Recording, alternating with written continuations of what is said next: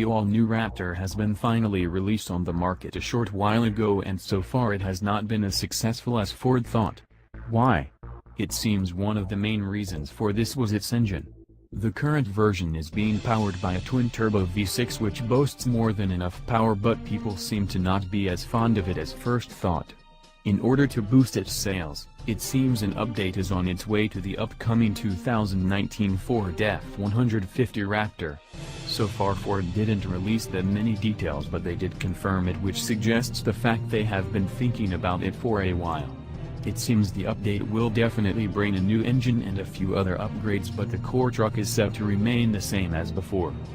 As we said, the ongoing model boasts a 3.5-liter twin-turbo V6 which is capable of delivering 450 horsepower and 510 pounds-to-foot of torque. This allows it to get to 60 miles per hour from a standing start in just 5.0 seconds with a limited top speed of 107 miles per hour. The truck can still tow north 7,500 pounds, which are usually on par with some of its rivals. Unfortunately, despite being capable, the EcoBoost engine is not all that loved, as it boasts increased turbo lag and its reliability is still unknown. In order to change that, Ford is going to offer a second engine option with the Raptor.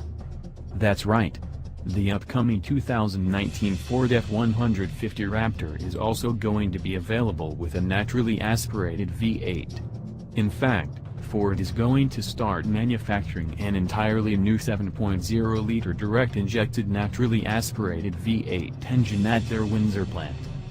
This new engine is expected to make over 500 horsepower and well over 500 pounds-to-foot of torque, which is actually better than the V6. Thanks to direct injection and possibly a second-port injection system, low-friction internals and an all-aluminum design, the new engine would be lighter and more efficient than the V6 at high loads.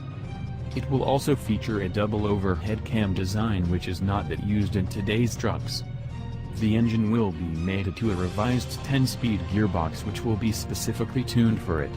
With it, the truck is expected to be faster, more capable, as well as much better to drive than with the V6, which tends to be a bit too unresponsive at times.